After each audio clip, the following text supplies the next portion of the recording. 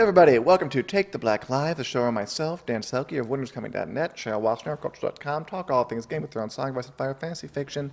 Cheryl, how are you after your long Memorial Day weekend? I'm pretty good, Dan. I mean, my brain is still kind of in ethics and journalism mode right now, thanks to the Wick Club episode that we just shot. Yeah, well, we had a pretty interesting Wicklow episode we just Yeah. shot about, ethics. Are they good? Are they bad? Stuff like, stuff like that. Other than that, pretty good. How about you? Oh, really quick. Kenny Damo says, Dan's hair looks longer. Thank you, Kenny. It's not longer. I'm just having a very high volume day. But I really appreciate that. I thought it looked really good today, all day. You're full on windswept over here, I Dan. really am. And hey, everybody, for watching. Hey, Kathleen. Hey, Diane. Julie, Louise, Sherry, Kenny, of course. Ashley, Sue, Leanne. Thanks for joining us. Okay. So, and Julie says it's freezing here in Australia. 2 days till winter. Really? How awful. That's how that works. Yeah. Quick sidebar. Is there a strong winter in Australia? Like, not a Chicago winter, surely. I don't know that, but the seasons are flipped. That is true. Julie, how cold does it get in Australia? I'd like to know that. Please provide the answer in degrees Fahrenheit so that we can Okay, yeah, you're right. flip for you. 'Cause We'll you don't figure want it to out. make us do math on camera. Okay. Anyway, Yes. this Sunday was kind of the last episode of Game of Thrones Season 8. We had 6 episodes, Yes. but they were hiding one in the backlog. The Last Watch, a 2-hour documentary about the making of Season 8. If any of y'all watched it, I'd appreciate some comments. What did you guys think of it? I'm curious to know. I watched it, and I enjoyed it. It's kind of interesting that it was longer than any episode of the show ever was. But yeah, I mean, are you a fan of like that kind of behind-the-scenes thing, like Lord of the Rings special features kind of thing? No, usually when I watch documentaries, they're about murder. Oh, me too, usually. But in this case, I definitely have an Unironically, exception. they're usually about murder. Oh, and I'm right there with you. Or animals like living in the jungle. Well, I did watch the Inventor recently, the Theranos. Oh yeah, That's a really good one. Yeah, they look good. Documentaries aside, I did not actually watch The Last Watch. I have just enjoyed the memes that I've seen from it on the internet, which seem to have summed up basically everything I need to know about it. And I feel like that was the right decision for me as a person. Sure enough. I mean, I enjoyed it. I like when I was first watching it. There was of course some melancholy about like, oh, we're seeing the end. There's also some melancholy about mostly what I think it showed was the passion of these people who like it really. And Kenny enjoyed it. Good for you, Kenny. I liked it too. He liked the table read. The table read was great. The table read was good. That's that the was thing fun. I've seen the most memes about. Yeah, so. that was fun. Just the way they Yeah. all cheered when Arya, Kills the Night King. kills the Night King, when Kit Harington's kind of despondent when he goes to Daenerys. And the best part of that, by the way, is Emilia Clarke across from him, going like, She's like, I wish you would have read it so you wouldn't be crying at the table. no, she gives like the best eyebrows in the business. She does. Always the case. But at first, I wanted kind of more of that. I wanted more like talking heads with the actors talking about their characters because it really focused on the crew. Like it was very much about these people who, otherwise you would not have known. Like there was the locations manager. I think I'm going to say her name wrong. Like Natalie Liston. Like, oh my God, swears like a sailor on Fleet Week about everything. I loved her. She was my hero. Just like. That's an So we got in energy the we cold need. and like, we got to get the bleep door here and the bleep, get the more the bleeps and the bleep and bleep bleep. Like, you're the best. I love you. There was, of course, the world's best extra, Andrew McClay, who is an extra who's been kind of I don't know if you'd call it a featured extra. I don't know what it means really, but he's been in like several shots kind of throughout the series. Like I remember a shot of him at Stannis' camp when they're being snowed in. He's just like the bent over, dead-eyed look in his eye kind of guy. He was at Winterfell the next seasons. He was at Second King's Landing, Battle for the Army of the Dead, and he was kind of the heart of the show. Like he clearly loves this job so much. And the good end of him was he's now a Game of Thrones tour guide, or at least gives Game of Thrones tours. So it was nice to see that. That's nice. That was over the end credits. I was like, oh, good for you, Andrew McClay. He was great. There were stories about like Sarah Gower, the prosthetics head, like being away from her daughter and working these long nights. Like I genuinely got involved. Like after a while, after like the 45-minute mark, I sunk in and like, okay, these are our new cast of characters. I'm following Bernadette Caulfield, executive producer, and Sarah Gower, prosthetics head, and Andrew McClay, super extra. So what you're saying is you formed a parasocial relationship with them. Well, as you told me not minutes ago, we can't really tell the difference in our monkey brains between actual relationships and people on TV sometimes, the faces. So yeah, I mean, I think TV is based on parasocial relationships. I don't feel bad about that. It's just a new form of storytelling, so yes. It is. And new, I mean, like 80 years old now, but it's new enough. In human history, it's relatively Yes. Julie Davies loved it. I think it really makes her appreciate the work everybody puts into it. I agree. I completely did. new. Right. Yeah, I think that was smart to, kind of put some respect on some people's names. Yeah. Oh, yeah. That's what I like too. Like, I can actually put some names to the faces between people who did this now. Like, I also think it kind of, again, I've argued this before. I don't know if it was on camera to all you guys, but to you about the whole, like, Dave Benioff and Dan Weiss got lazy argument. I never thought that held any water, because if you watch them on set, 20-hour days of proving every little thing, like, there's nothing lazy about it. That's not the right explanation. Like, I know people didn't like the season altogether, but... Yeah. Let's not have that debate again, please. Do we have it on camera? No, I don't think so. Okay, But- we could. Like, in my impression, especially after watching this, I don't think there was ever a lack of effort was ever the problem. No, it was just a lack of decent writing skills. There you go. I don't And think it's that's skills either, but... I mean, yeah, we can talk about that more. But Nope, anyway... we've solved that discourse. Let's go. I did enjoy it. Yes. And Deborah, let's see, what did Dorothy say? I enjoyed the documentary. I liked they focused on the hard work by the actors and crew members who don't get appreciation from the public for their hard work making the show so incredibly authentic. And I hope a lot of those people, and I'm sure they will, go on to get other jobs in the industry. Yeah. I know that at least the horse mistress for the show is going to work in the prequel, which is nice. There you go. Anyway, you watched Killing Eve, I think it said. Did you have any thoughts on your lack of watching? Honestly, it was probably the best decision. So I spent most of my Sunday, part of my Sunday was going to see John Wick Chapter 3, Parabellum. It was great. It's fantastic. We had a writer, Corey Smith, on Wick, just have a headline, John Wick 3 is the best movie ever created. I don't think that's accurate, Neither do I. but I heard it was will wonderful, say though. it's completely bonkers. And then I came home and binged the back half of Killing Eve Season 2 in preparation for the finale. And I'm still screaming about it 3 days later internally. Unculturous? Other writers are screaming about it on Cultures. I'm just screaming internally about it Fair enough. in my heart and soul. Yes.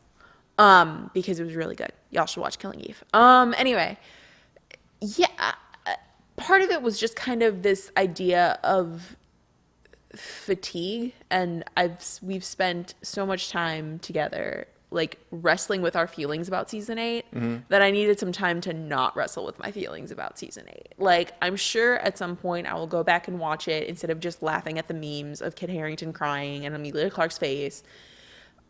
But right now, I feel like I needed to step back a little from Game of Thrones. Makes sense. And then come back and be on the show on Wednesday. It just was this sense that I don't need to process this right now. This is for a later stage of my process with wrestling with Game of Thrones. I think it makes a lot of sense. Yeah. Yeah, I feel like they want to give him a victory lap. But yeah, Yeah. I mean, they want to keep it alive, too. We'll be talking about Game of Thrones and just, I think, its effect on TV for a long time to come. I'm curious to see what the effect will be. But I enjoyed it very much. Somebody said, I think Jesse said, yeah, Jesse, goes to my feelings exactly. But somebody said that it didn't follow the actors. But yeah, which again, I thought at first, but then once I got to know the people, I was kind of okay following them and really enjoyed their stories. Yeah. So I liked it. I thought it was a nice way to cap things off. Yeah. But now Game of Thrones is really, truly done. We're done. The show is done. The documentaries are done. Oh, also, one of my favorite things, just fun behind-the-scenes pictures that you wouldn't get. Okay, but Sophie Turner ripping a jewel pod while Isaac Hempstead Wright exposes his legs and Maisie Williams has sunglasses on is great. Oh, yeah, that is it's a best. great image. Like, I think I queued up a couple if we have them, Richard, just like a little bit slideshow. I do love stuff like that. Just like Wow, Brandon and I just what a came mood. just chilling, Just what a mood. just talking about it. You know, Brand's standing up. You can just roll through them, Richard. We'll just hit them as they go. Just white eating food on set. It's a casual green screen nose. Yeah, absolutely. And he drops that in his lap. That's Andrew McClay, the super extra. He was getting all teary toward the end when he was like, his last show and last scene he was saying goodbye. He broke my heart. He was great. I love this one. This is like they're charging and the PA or whatever. It's like, my job is fun. Because it is. And then look at that. Emilia Clarke acting in front of the green screen and the final product. Yeah. Acting magic. Yeah, it is remarkable to... it is remarkable to have a peek behind the curtain and just the amount of work that... And let's remember, Game of Thrones supported TV, yada, yada, yada. It's also important to a lot of jobs. It's made a lot of industry. Biggest show ever, just from a kind of scale perspective. Yeah. So it does make sense to have a documentary like that, maybe even as a form of advertising for like, this is the kind of scale that we're operating under, and that this is like an inspiration to people. This is how to encourage an economy almost. Because Game of Thrones is like big enough that it can actually, you know, I can't think of the word, but presume to that level of influence over I think presume's the people's right word there. lives. I think presume is the right word there. Yeah. And again, I'm curious to see how shows step up or don't. I feel like there's going to be a lot of trying to step up and then just tripping and falling flat on their faces. There will definitely be some of that. Basically, I'm hoping for like one or maybe two successes, and I'd be happy. I'll take The Mandalorian. And Like, we're going to get some failures. It's going to be interesting. yeah, we're going to get some And fails. Markia Miller asked, you guys can do the same thing for Blood Moon? We will. Of course we will. We'll cover Blood Moon or whatever it ends up being called, the prequel. We'll cover other shows and movies and books in between here and now. Speaking of Blood Moon, our next topic is just what comes next for Game of Thrones. Like, so we know there is a prequel coming, codenamed Blood Moon. Do you think it's the real name, by the way? If it is, it's going to be great. Because it's so bad? Because it's so bad. Look, I spent a lot of time reading, like, paranormal, like, urban fantasy and that Yes, you sort of do. stuff. So Blood Moon as a title, like, does not even register necessarily as a bad title for me, just so much as it's another that's, like... It does fit right in there. It just slides right in. Like, it's fine. It's hilarious. My guess is it's not the real title. I think it's like a code name thing. Really? I mean, because I know, like, Watch them name it Blood Moon. Game of Thrones did this. Like, its seasons were named things like Oh, yeah. Yellow Taxi and, like, weird things like that. Oh, yeah. I I made mean- that up completely, but it's something like that. You know, Return of the Jedi is Blue Harvest? Blue Harvest. But come on, Blood Moon's hilarious. It is a good vampire name for when you're a middle schooler and just you're wearing eyeliner today. Really dark stuff.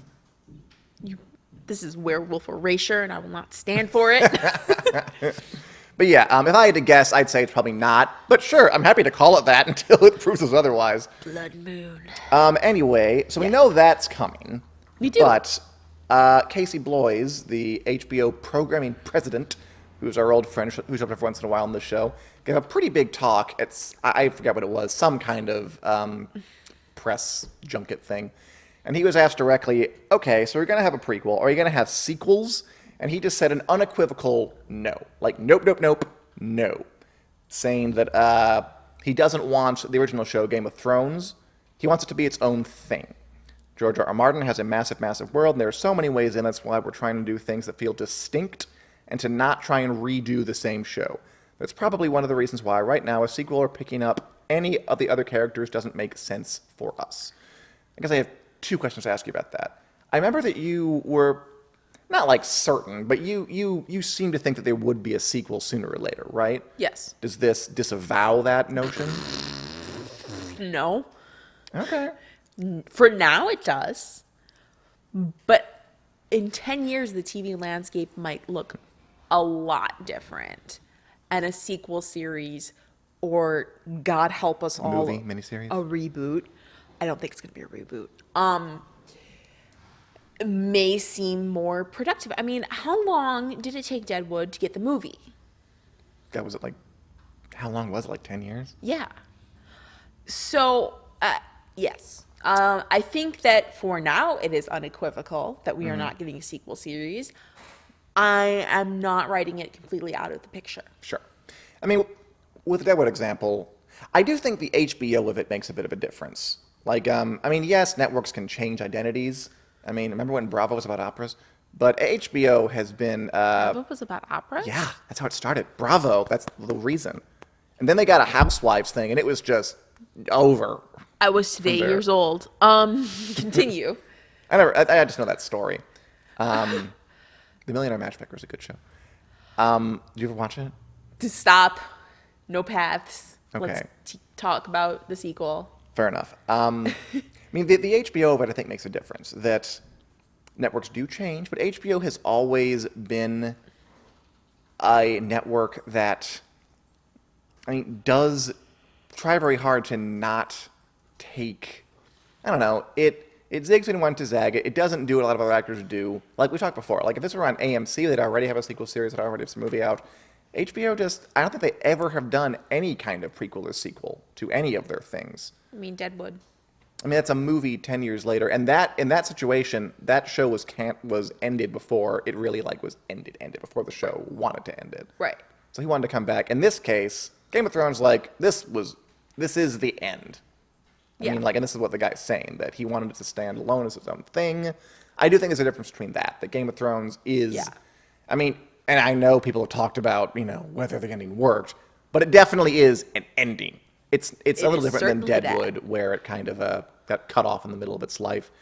And someone wanted to say Arya go west, Mina, which I think is the most popular one. Mm-hmm. I don't think we should get a sequel, by the way. I'm with Casey Bloys here. And I'm just, I mean, if 10 years pass, they want to make an Arya movie, I think, sure. Right. That's basically where I'm at with it.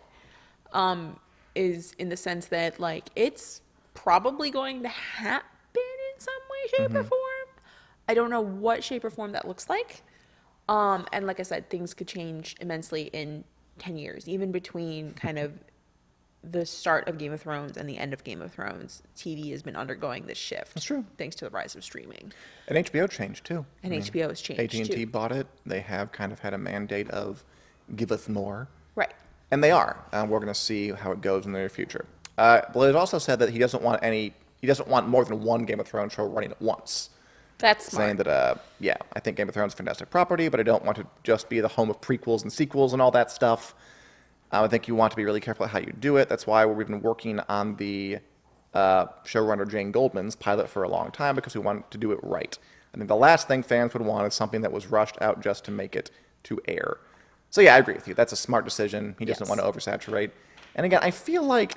He doesn't want to pull a Walking Dead. Yeah. That's exactly what it is. Yeah, AMC kind of is the other touchstone to this. And I do think it's a good idea that he's not... and again, I think it's something that HBO would do that another network wouldn't do. Mm-hmm. And unless the culture changes in a big way, which might happen, I don't know. I think that's what we can expect going forward. We can only prognosticate so much. And Julie Davis says, me too, Dan. Let it rest for a good while. Yes. Yay. Although Mina says, a movie would be great. I'd be more okay with an Arya movie than I would an Arya series. But, we'll see how that all goes.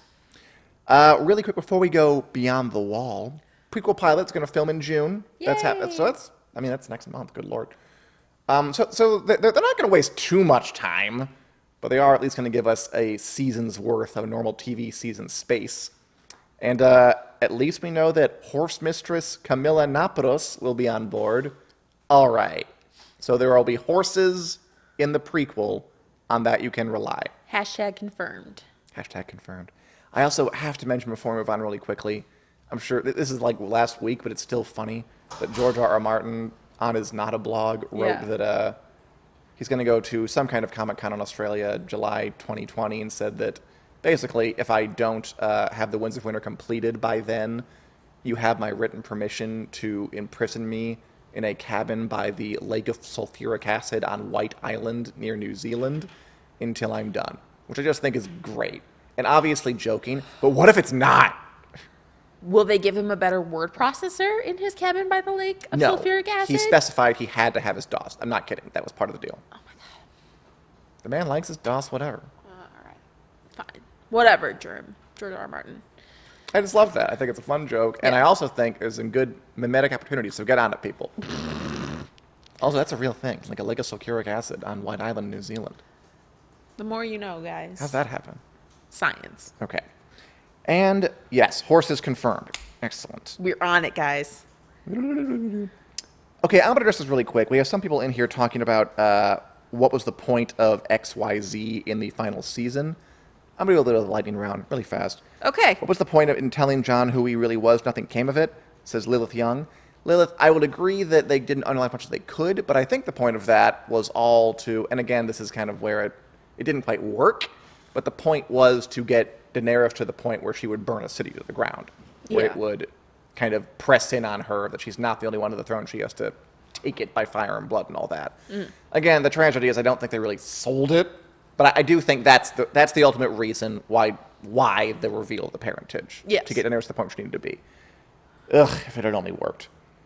Someone asked, like, why Arya a trained killer? She can kill the Night King. I think that's pretty clear.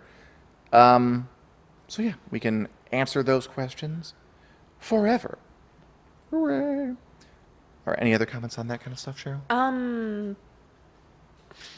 All I can say is I refer y'all to the meme image of we kind of forgot XYZ because that's how I've been getting through a lot of it. When I saw them in the behind the scenes feature saying that, I was like, oh, you shouldn't have said that. No. Do you know what the meme people are going to do with that? You're done for. Ugh, You're done. and they did not. They lived up to my very low expectations for just beating it into the ground. The memes dank. Well, the memes are awful, but the meme artists lived up to my low expectations for just running them into the ground. Yeah. Oof. But yeah, I was serious. I watched it and I'm like, oh no, you're saying a line that can be used against you. The memes, they were dank. Okay, and yes, I am going to the con. So far, I'm planned. That is the plan, Kenny. Still waiting on some details, but that is the plan. So hope to see you there. All right, let's go for our final segment. Let's go behind the wall for a minute and talk about something that's non-Game of Thrones Like related. Jon Snow. Like Jon Snow, where he can live out his life as either, you know, the king beyond the wall or a member of the Night's Watch, whatever he wants, as long as he's happy. I think he will be. To another HBO show coming up, one that, you know, the HBO is now pinning its hopes on these other shows coming up. You got your His Dark Materials, you got your Watchmen, you got your whatever J.J. Abrams is working on, you got whatever Joss Whedon's working on, and you got Westworld. Oh. You got Blood Moon. You got Blood Moon. You got the Game of Thrones prequel. And you got The Westworld, which is a show that I struggled with watching the second season especially. It had a serious case of, as you'd like to say, high in its own supply going on, like pretty bad. Yeah, that's the safe for work version of how I describe Westworld. I can't say the not safe for work. And the Wit Club, maybe. Yeah, on the Wit Club, maybe. But yes, high on its own supply is the politer way of saying what I feel about Westworld. I will say the trailer for the third season had me intrigued. Why don't we take a quick watch? Let's do it. Welcome back. Westworld Season 3 trailer. Really fast. Terry asked if I've been to DragonCon in Atlanta. I have not, but maybe I'll go.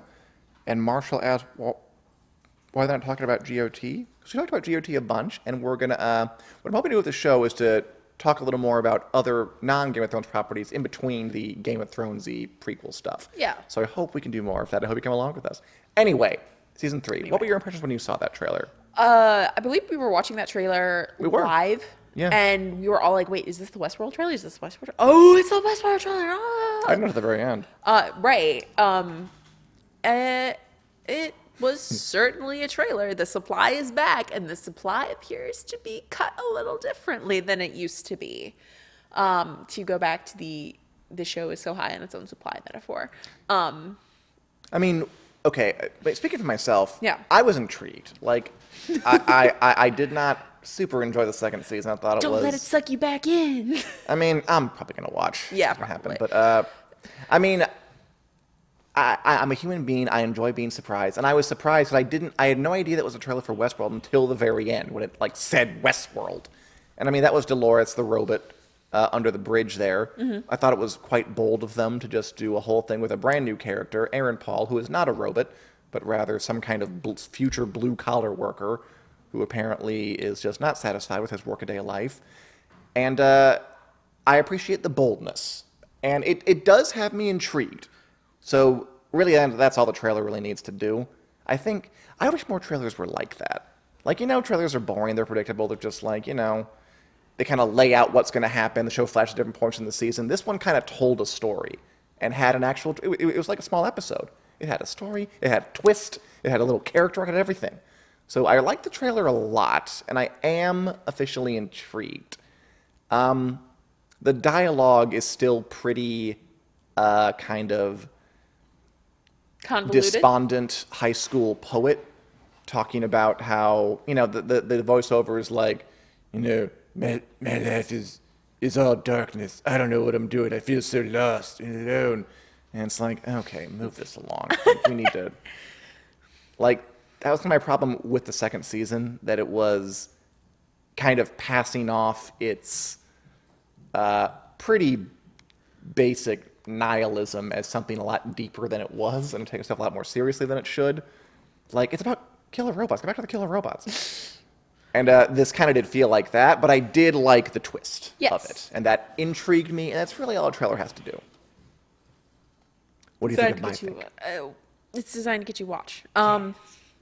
It was fine. Like, I'm not mad at it, which is impressive considering how mad I spent most of season 2 of Westworld. Were you mad? It was a maddening experience? Yeah, I was like, I was alternating between being really mad and really bored. And I decided that being mad was at least a little more interesting than being bored. So kudos to them for that. Yeah, it was fine. I don't know if this is going to kind of save the show by cutting through some of the shenanigans that have kind of plagued it in its first 2 seasons. But I am, I'm interested. Yeah. It's not quite the same as intrigued, but it's... Sure, I take your meaning. Tommy Sign said, I like the Pink Floyd. There was other talking. Which, again, like, Pink Floyd to me kind of has that, like dissident high school aesthetic to it. Like, God, yeah. This is deep. This is some deep stuff. Drop some acid and watch that, which I don't really like. Like, that was kind of what bugged me about it. Yeah. But again, overall, I liked it, and I am intrigued. I'll be watching again. Good job. Just don't bore me this time. To be fair, this is a show that once featured the Rolling Stones painted black on a player piano. People loved that, though. That's true, because it's hilarious. People were all into that. Yeah.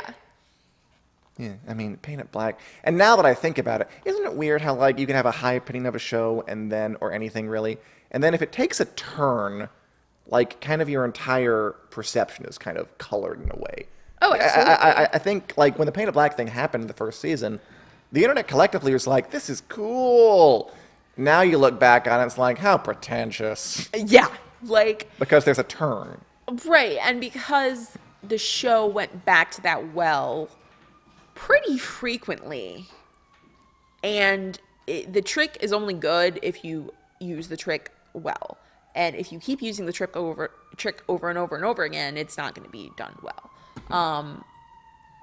I love Ramin Djawadi as a composer. Right. But, like,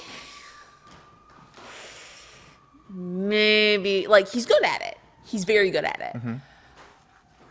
But I don't think, maybe it's like a scripting thing, like, but I don't think it serves the show if it's done too many times. So, and I say that as someone who loves Paint It Black as a song. Yeah, good song. But yeah.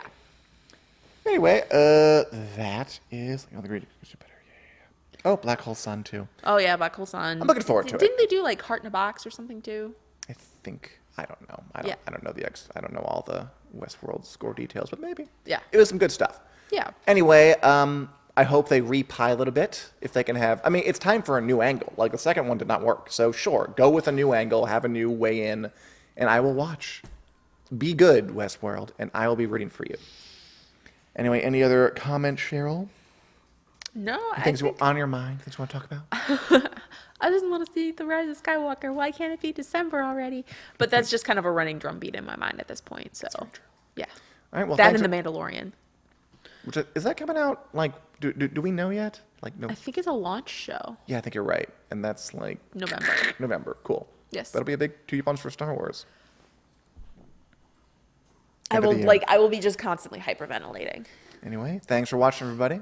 We'll be back next Wednesday with more Game of Thrones Summer Fire genre fiction talk. Probably gonna beef up the Beyond the Wall part of it because there are other things we like. We hope you'll be along with us. If not, that's fine. But consider tuning in and talking with us. We're also on the Wit Club and our Patreon for more in-depth talks about topics just too scintillating to talk about on the mainland internet. And there's winterscoming.net for all your genre news. Culturist.com. For everything that it's by women for women, safe space. We discuss a lot of stuff. We go in depth. There's a P in there. Yeah. Pop culture site with a women focus on women. Cool. And next week, I think the return of A Song of Dan and Josh. So we will see you next Wednesday Get at to 4 reading. p.m. Adios, everybody.